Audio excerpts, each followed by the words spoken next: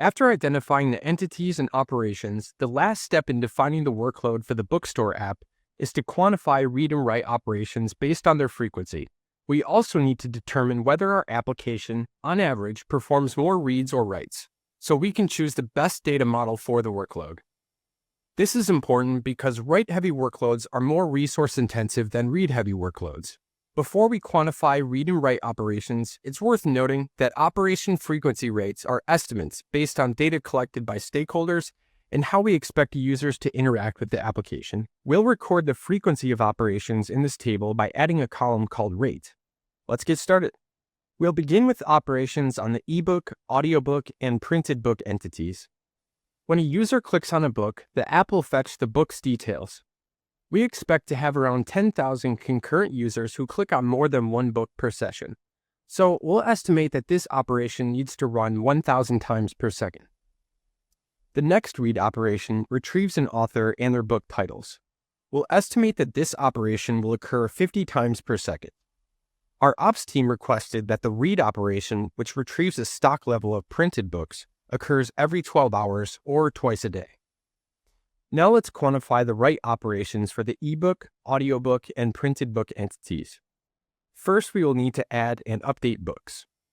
We'll upload all the books at once before we launch the app, but after this, we can set our estimation to 10 times per hour since adding and updating books won't be a primary function of the application.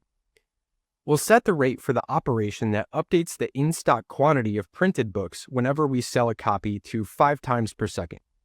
Let's move on to the operations that involve the reviews entity, starting with reads. Our app will fetch 10 reviews at a time to support pagination.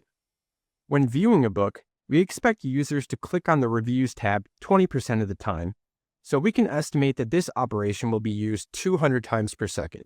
We also need a write operation to add a review. We forecasted 1 billion reviews after 3 years, so we'll estimate that this operation should add 50 reviews per second. Finally, let's move on to the operations for the users entity. For reads, we need to fetch a specific user's details to display on the profile page. This won't be done frequently, so we'll estimate that this operation should run 5 times per minute. We also need to add new users and update existing user profiles on the application. We expect this to occur often to accommodate a growing user base, so we'll assume that this operation should run once every second. Now that we've quantified the operations, let's examine our findings to determine how we should optimize our schema. For reads, fetching book details and reviews are the most frequent operations.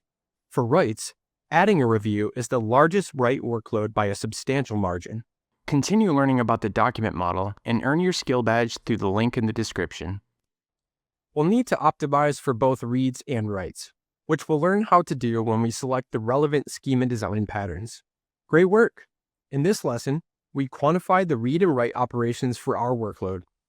This information will be very valuable when we create a schema for our data.